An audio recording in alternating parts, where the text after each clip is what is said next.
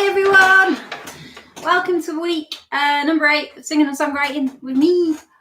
Last week we were looking at key changes, modulation.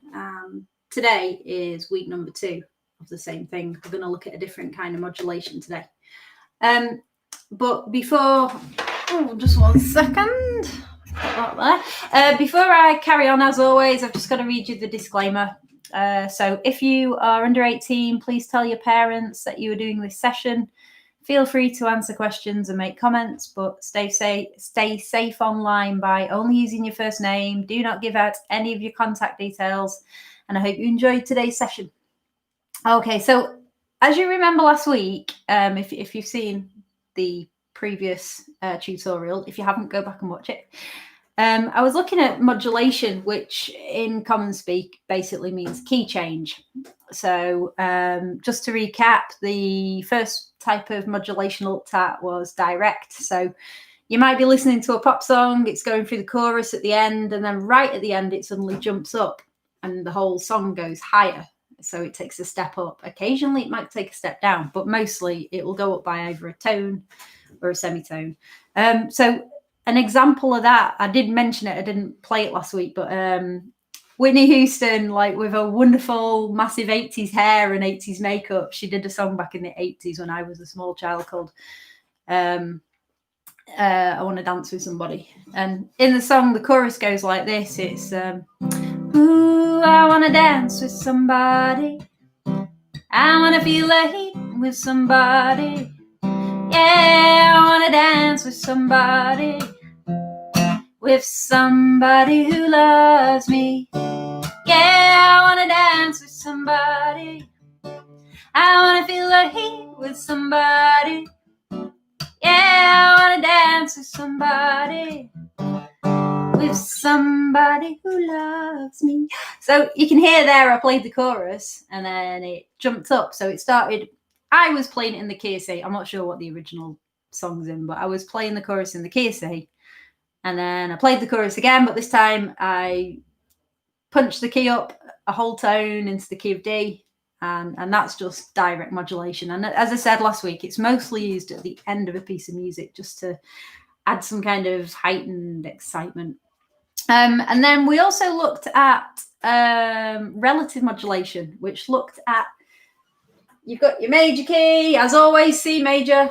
We looked at last week how A minor has all of the same notes and chords, but it's the relative minor key of C, and how you can use both of those keys to get different qualities within the same piece of music. So you might start with a verse in C major, you might put the chorus in A minor. Today, the type of modulation that I wanted to look at is pivot chord modulation. So this type of modulation tends to be used within,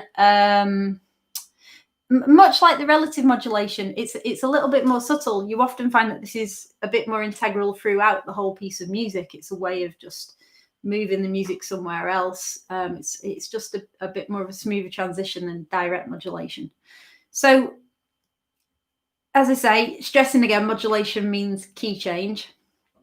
So if you're going to attempt to use this kind of pivot chord modulation, you need 2 keys that are closely related, because what happens is if you're going to change between those 2 keys, they will both, if they're closely related, they will share quite a few of the same chords. So I'm going to give you that example first. So I've got, as always, C major here. So you've got your C chord. 1 chord is your 1, your 4, and your 5 chords. They're major, and then you've got 2, 3, and 6 chords are minor, and then we've got the flat 5 chord at the end, which has a bit more of a jazzy sound. Tends to come up more in jazzy things. But as we said as well, you can also substitute this chord. You can also use a G7, and you'll more or less get the same kind of sound if you put the 7th note in with the G. But anyway, not worrying about this one for now. We're just going to look at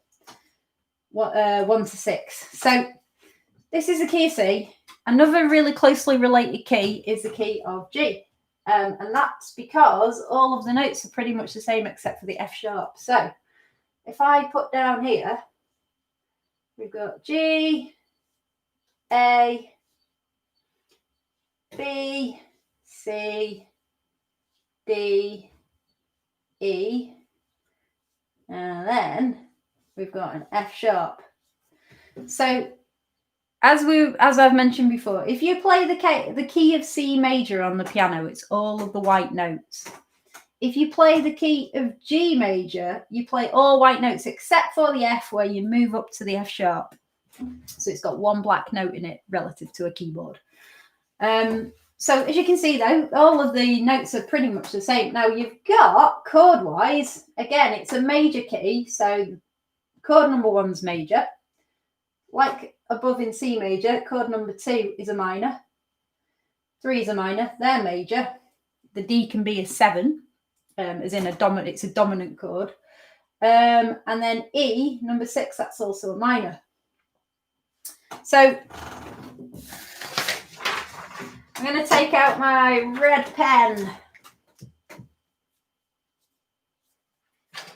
So the key of C, there's a C chord in C, and it's the 4th chord of G.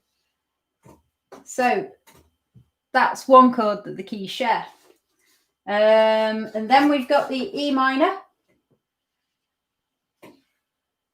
But you've also got an E minor in the key of G.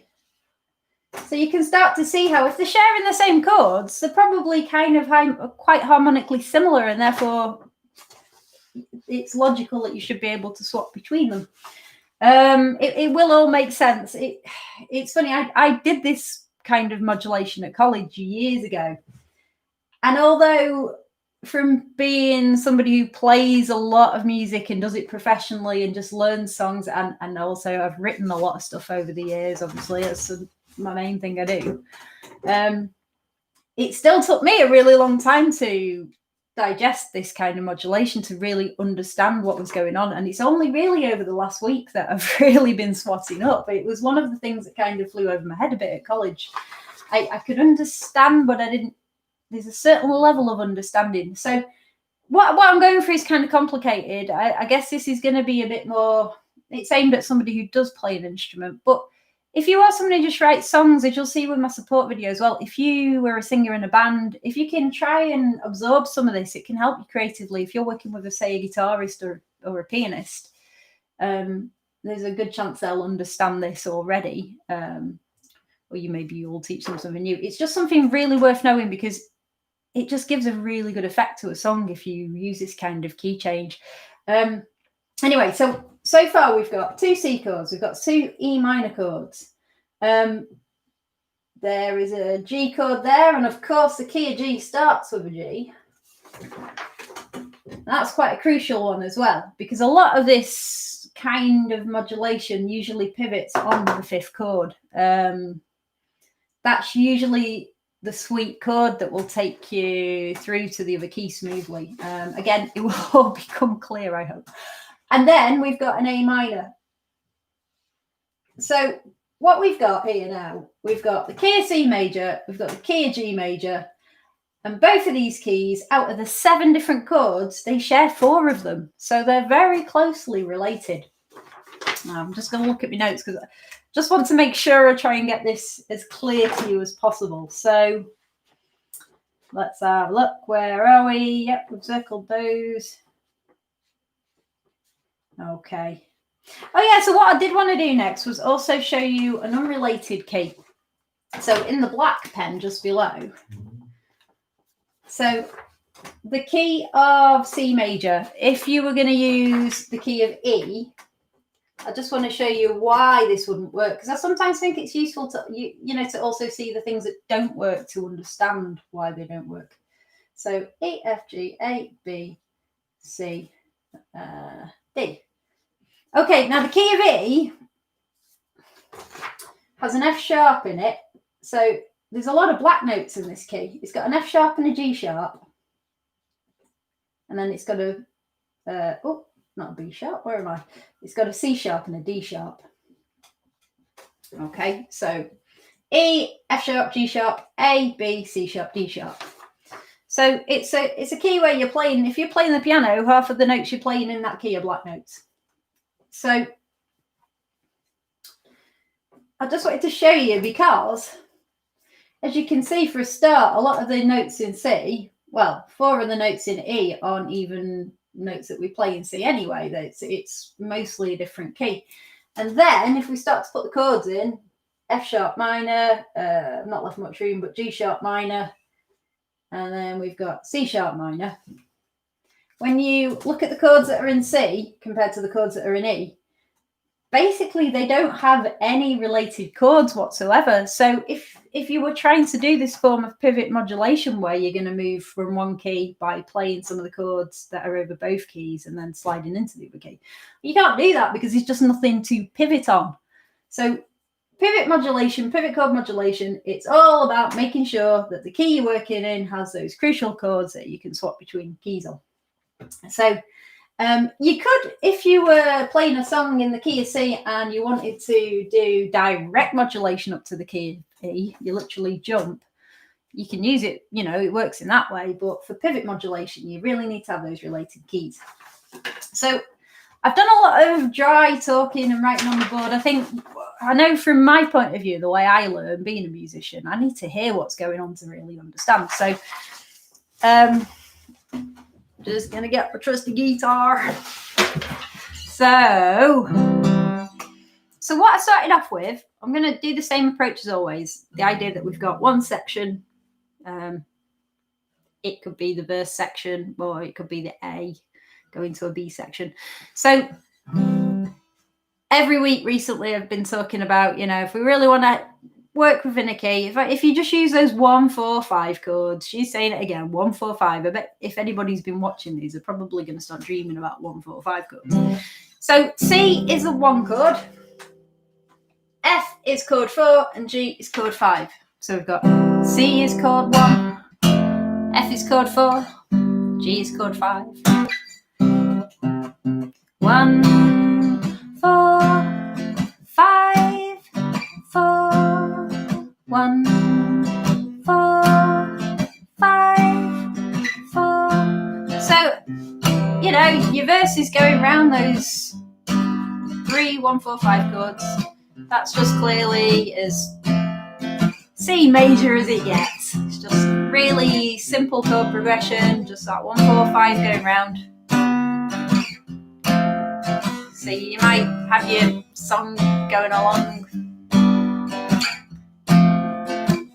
This is a chord progression in the key of C major. 1, 4, 5, 4. So you can make up anything you like, really. Okay, so what's going to happen is this verse has been going on for a while. Singing in the key of C. It's a C song, or is it? Oh, it's a song in the key of C. Okay, so what we're going to do now, I want to move over to G. So I'm going to bring in a transition section, which it could be a link or a bridge. So what's going to happen is we're still going around in the CFG. Okay. Watch out, a change is coming. Here comes a modulation. Now we're in the key of G. So I'm still playing 1, 4, 5 chords, but I'm suddenly in the key of G now. So I'm going from the G to the C to the D to the C. So I'm doing the same thing, but I've just sort of subtly changed key by just using those transition chords. So what happened in the transition section? So for ages, I've just been, I'll write it up here for you. I've been chugging along in that C, F, G, F, 1, 4, 5, 4 chord progression. And then it's like, oh, I'm a bit bored of this, so where can we take it to make it a bit more interesting? So what happened was, on the transition section, I've played 4 chords leading into the key of G. So we did a C and an F again. But then I went to A minor, did I? Let me just check that. Yep, I went to the A minor, which is, of course, the 6th chord in C. It's also the 2nd chord in G. So that's linking the 2 keys.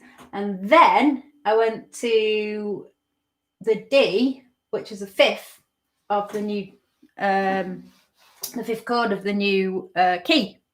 So we've been going along C, F, G, F, la, la, la. Then we jump to the A minor after doing a C and an F. And then we go to the D. And if you go from a transition chord then to the D, I'm trying to... This is one of them weeks where I'm actually going to find this quite hard to just make it clear. Basically, if you go to the 5th chord of the new key, that's usually like the best one. It tends to be the best one to pick. For just somebody who's getting into this, if you go for the 5th, you know it'll work. So we go from the A minor, which is a pivot chord, and then we jump on to the 5th chord of the new key, which is a D major, because in the key of C it's a D minor. So once we've hit that D, we've now established the new key. So from that D, I'm just going to do, all I'm doing in this particular demonstration is now doing 1, 4, 5 in the next key. So from the D chord, we go G, C, D, C. So we're now still doing the 1, 4, 5 thing, but we've just changed key. So I think that's all I need to say. So we're going to go C, F, G, F. So we're back at the start. We're going around these chords. Now we're going to go to the transition, C, F, A minor, and then D. Oh, it's going somewhere else now. 1, 4, 5 in G. So D, C, G, C, D. So the song might plod along now in this key for a while. It could do anything you want. It doesn't have to follow. It can follow any chord progression within that key. You can do whatever you like, really. But this is what I'm doing for now. Now, that's gone on for a while. Maybe I want to transition back into C again. So the chords that I've picked out to make a new sort of bridge section from the G, C, D, C progression. What did I do now? So now you want to go to... Well, this is what I've put. I've done G, D, E minor, and then C. We're going back to the key of C. So what's going to happen is, if I go back to the G, C, D, C, key of G, plodding along 1, 4, 5 chord progression.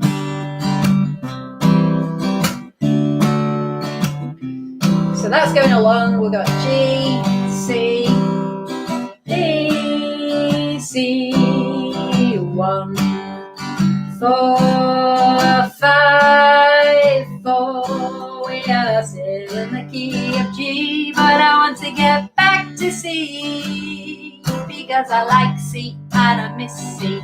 So I'm going to the key of C from the key of G. Okay, so here we go. Here's a transition. So we're going to go G. And then I'm jumping straight to the 5th chord, D. Then I'm going to E minor. And then C. And then C, F, G, F. 1, 4, 5, 4, 1. So there, you can just see how by using those pivotal chords, as I say, don't get too hooked up in it. Just play around with them. Play around with the chords. That's something that I am going to also look at actually a little bit later on in this session. Ways that you can just start to mess around with chords, because it's okay learning the theory. It's important to learn the theory, but as I say, the only way you can really get into this is by doing it, just playing. That's the way I work. I need to hear it. I need to hear those changes. It's almost like, I don't know what it's like for you guys, but certain chords almost have like a color to them. They, they have a very colorful sort of sound, the different chords to me. I realize I'm probably starting to sound like a hippie type person now, but yeah, play. That's all I'm really trying to say. Just get stuck in and mess around with them. So I'm going to play through this whole thing without stopping. And you can just sort of hear then. So I might just sing along a little bit. So we've got la la la la la la la la la la. So I'm only in the key of C. I'm singing along to the key of C. I'm singing any old nonsense just to give you the feeling of a song. Watch out, a change is coming. Here comes a modulation. 1, 4, 5 in the key of C. 1, 4, 5. We're in the key of G, not C. Silly me, this is the key of G. And I'm still just playing along in the key of G. Watch out, a change is coming. Back to the key of C major. I've just changed back to C major.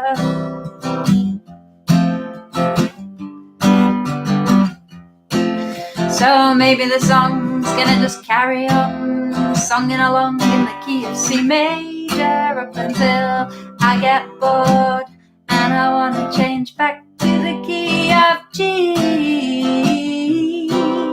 I'm still in the key of C.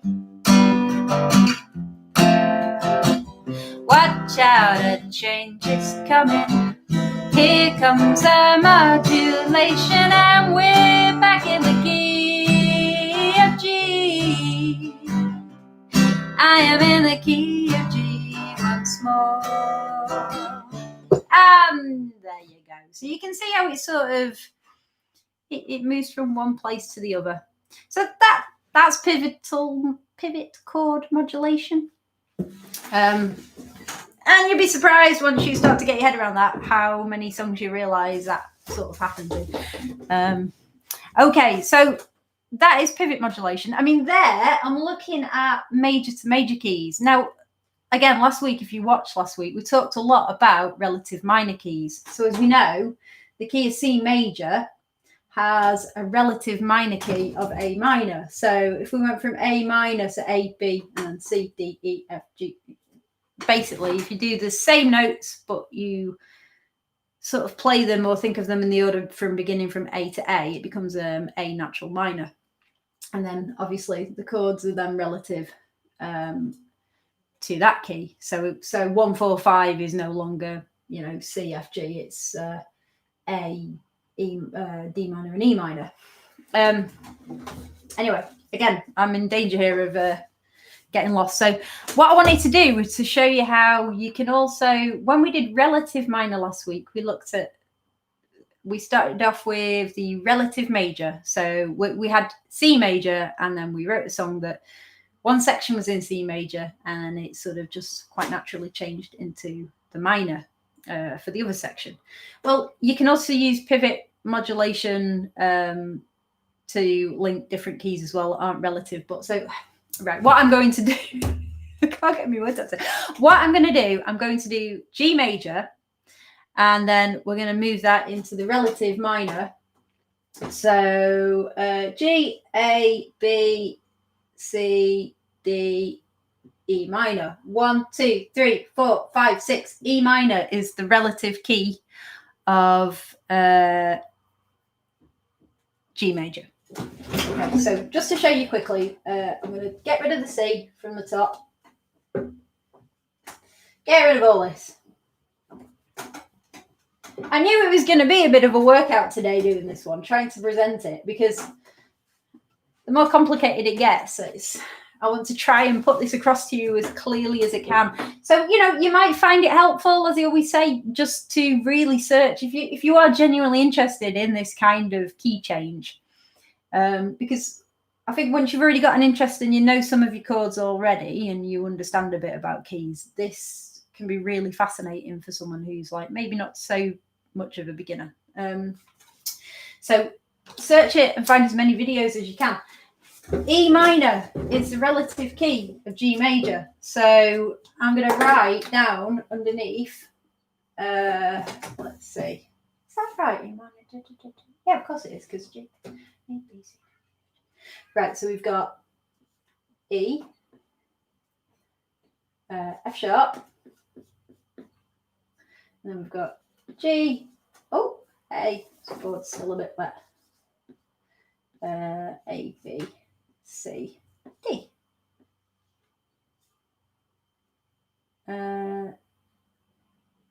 Oh, no, I know what I was going to do. Sorry about this. I knew I've confused myself. So that is correct. That's the relative minor. But what I want to do, I've skipped ahead here, one moment. Yeah, so a key which is very close to the key of G is D major.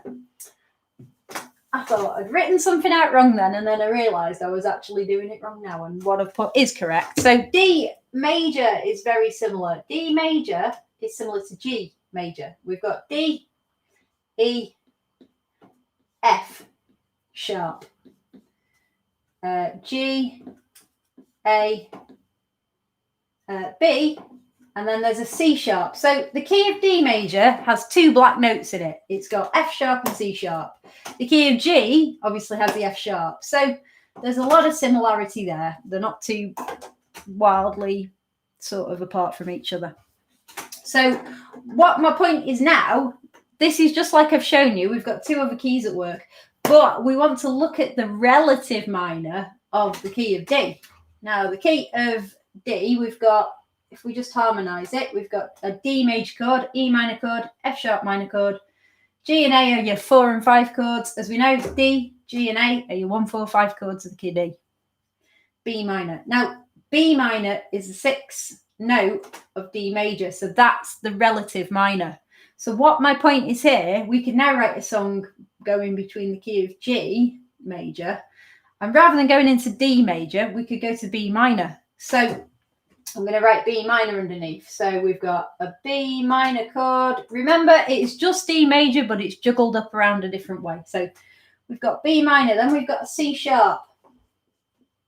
Then we go from the C to the D. The next two chords are minors. 1, 4, and 5 in a minor key. The chords are minors 2. So we've got E minor, F sharp minor. That C sharp is the diminished because that's the last chord. We should put that little circle next to a chord just means diminished or flat 5. I think diminished tends to mean more when you're including the 7 and everything's been crushed down to the smallest space it can be. But, you know, anyway, the point is it's got a flat 5 in it, the 7th chord. We've talked about that and we're not worrying about flat 5s too much at the moment. So B minor, we've got C, D, E minor, F sharp minor, G, and then A. Okay, so what we now know with this is if we get rid of that one, because we don't need the key of D, we're using the relative minor. We now have, once again, let's see, we've got, I'm going to get my red pen out. We've got a G chord, which obviously the key of G has. We've got a B minor chord. The key of G has a B minor. What else do we have? We have a D. And so we've got E minor as well. We've got 4, just like before when we had the key of C and G, the key of G and B minor, again, have 4 linked chords. So that means that we can now play around with a minor key and a major key, different quality. Very similar to the relative minor I did last week, but these are just completely separate keys.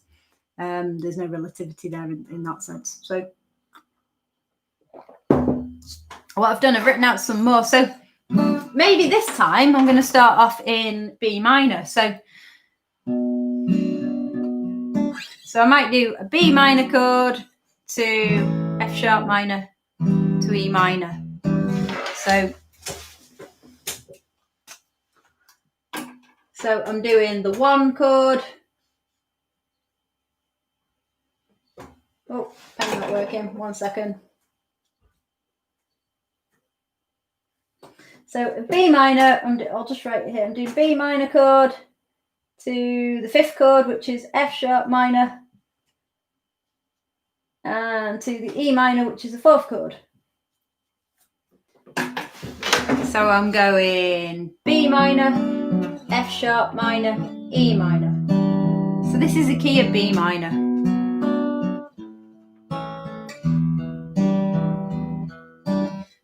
So it's the 1 chord, the 5 chord, and the 4 chord.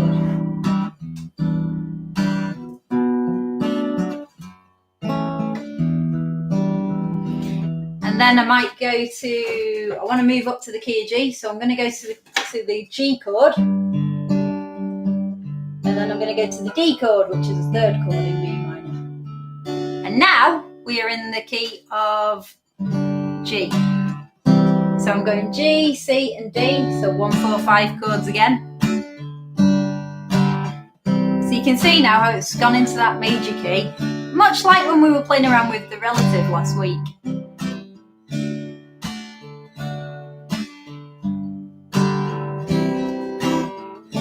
Okay, but now I'm going to go to G, D, E minor. And then from that E minor, I can go back into the B minor, F sharp minor, E minor.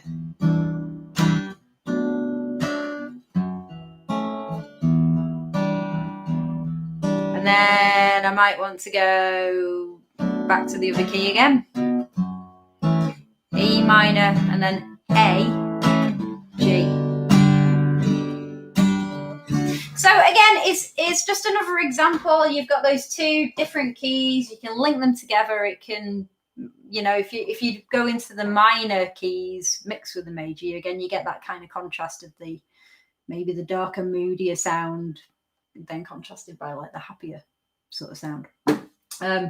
So as I say, if you're somebody, you know, if you are an instrumentalist, you do a bit of songwriting, you know, you've got a bit of knowledge. I'm aware this session is getting a little bit more involved. I know some of the young people I've worked with in the past have been like very, very knowledgeable. So for, you know, if just have a go, just play around with it. Get to know you. If you know all of you, it's a good idea to just know your keys, even if you just initially get your head around, say 4 or 5 keys, and you just know what goes in them. And if you can write it out on paper, you can work out what's what and just see what sort of sound you get, basically. Okay, so, you know, I hope I've not sort of fried your brains too much today. The last thing I wanted to do was just have a bit of fun, really, and get creative. Just look at ways, because I know sometimes, you know, you sit down to write something. There's been the odd occasion where I've had a few times where I've been commissioned to actually, I've been paid to write songs for various things. I wrote a song for a bunch of kids, like a kids choir. It was I had to write a song about suffragettes. And sometimes, you know, you get a job where you actually have to sit and write a song, and it can be hard sometimes too. You can get the writer's block. You just need to sort of stimulate your brain and kind of get some ideas flowing. And having little techniques can really help with that. I've done things like this before. What I've done, I've done a little support video as well, so I go into a little bit of this on that.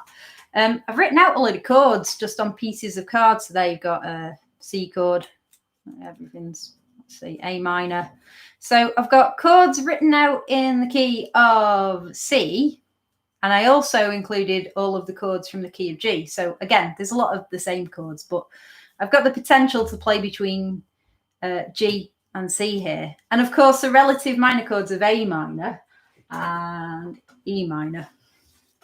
So lots and lots of little chords written out on cards. Get a little pot, put your chords in, put the lid on, give it a shake. And I'm not looking, it's just treat it like a game, really. It can just be fun sometimes to see what you come up with. And every now and then I find I'll hear something and I'll go, oh, why haven't I thought of that before? And it seems so obvious. But okay, so I've got 4 chords here. I'm going to stick them down on the table. You know, I was testing this last night and I kept getting minor chords coming out. I've got B minor, E minor, B minor, E minor. Okay, it's a starting point. And then in this little tub here, what I've done, I've just written out numbers 1 to 4 on cards, doubled up, but I'll either pull out a 1, 2, 3 or a 4. And like my idea with this was, you can, that says 1. So I might put the 1 over the B minor. Okay. Let's see. So I've got 4. See what else we've got. A 3. Okay. And a 2. And there are more numbers in there, so I could have put that in really. So what I've got here, I can't really show you from there because obviously it's my laptop. If I start picking it up and moving it around, I'm going to knock something off. So I've got a B minor, a E minor, B minor, E minor, and above the first B minor I've got a 1. Above the second E minor I've got a 4. Above the next chord, which is B minor, a 3, and then above the E minor I've got a 2. This is something you can use this any way you like. In this instance, I'm using the number for how many bars I'm going to play that chord for. So the B minor, I'm going to go 1, 2, 3, 4. Then I'm going to go to E minor for 4 bars. 2, 3, 4. 4, 2, 3, 4. Now 3 bars on B minor. 3, 4. 3, 2, 3, 4. 3, 2, 3, 4. And then 2 bars on E minor. 3, 4. 2, 2, 3, 4. It's not really inspiring much in me at the moment, that, but it's got me started. So I'm going to stick all of those back in again. Let's see. So I'm going to put my chords back in my little chord tub. Numbers back in the number jar. That's a number wang. Okay, let's see. So we've got, I hope I haven't thrown any on the floor. No, I haven't. That's all bits of card. Okay, so I'm going to pick out 4 more chords. Come on, give me a better mix of chords. Let's see what we got. Oh, okay, right. So we've got an F, an E minor, a B minor, and E minor again. E minor and B minor. What is it with you guys? Okay, but I've got a bit more variation this time. I'm going to go with it. So we've got F, E minor, B minor, E minor, F, E minor, B minor. So it's kind of odd sounding. It's there's a bit of key straddling going on there, and it sounds a bit wonky and weird, but that's not a bad thing. Maybe you want your song to sound a little bit edgy and not quite settling.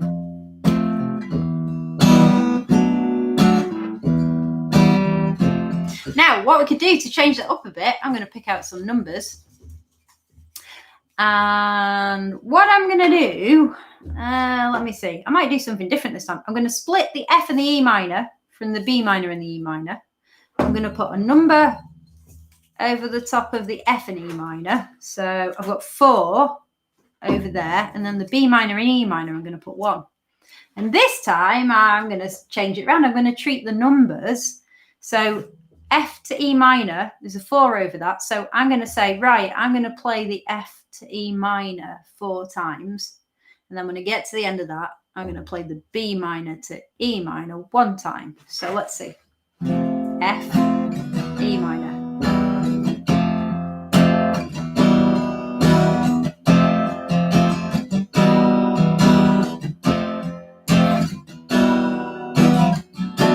And then once B minor to E minor, then back to F to E minor for 4 times.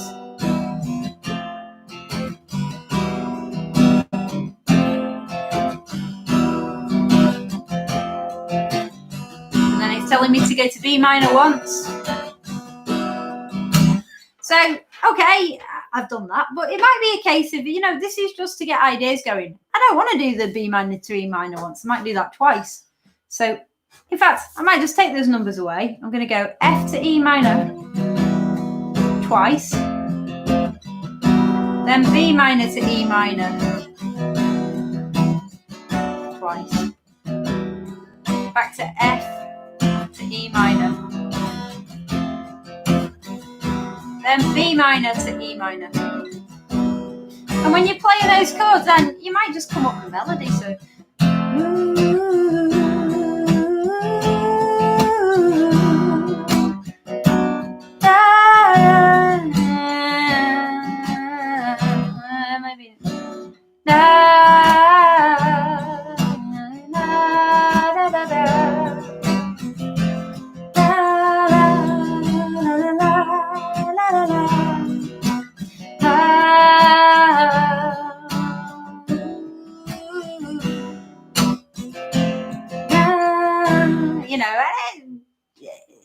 just mess around, see what you come up with. I'll do one more. I'm going to see what else I come up with here. I'm not going to worry about the numbers for the moment. I'm just going to see what chords I can pull out. Let's see. Chord lottery. Close my eyes, shuffle them around. I'm going to go 1, 2, 3, 4, 5, 6. Let's go for 6 chords. Should have known B minor and E minor would turn up again. Okay, so I've got G, A minor, D, G, B minor, E minor. Okay, so I'm going to play through those 6 chords. We've got G, A minor, D, G, B minor, E minor, G, A minor, D, G, B minor, E minor, G, A. So to have 6 bars going around, you know, it's a little bit more unusual. You could say to yourself, I'm going to pick out, well, however many chords. You can incorporate the numbers then, put the numbers over the top of the chords. That plays for so many bars. It's just all what I'm just trying to show you is just ways to get creative and kind of maybe get out of what you'll find when you're writing songs. Sometimes you do automatically get drawn to certain sounds, and you might do it when you're beginning without realizing that you're playing the same thing. If you just sort of, like when I first used to play, I'd just mess around with the guitar and find things that maybe felt or sounded right, and I might have found something up here without realizing that I was playing the exact same thing I played in another song. And doing stuff like this will literally mixes it up a little bit, and it might just take your ear somewhere else that you didn't think to go before. So yeah, like I say, simple idea. You can write out any chords you like. As I say, all I've done is written out all of the chords in G minor, all of the chords in C minor, and made sure there's 2 of every chord. Put them in a little tub and just use it as a sort of writing tool. And then, like I say, you know, you could write out chords that said fast or slow, hard or soft, different time signatures. You know, you could have a song that starts off in 4/4, then maybe it goes to like a 3/4 time signature. You'll find things like that in a lot of Beatles songs, actually. So just get creative and you know, just see where it takes you. And I'll be back next week. So I'll see you then. Bye.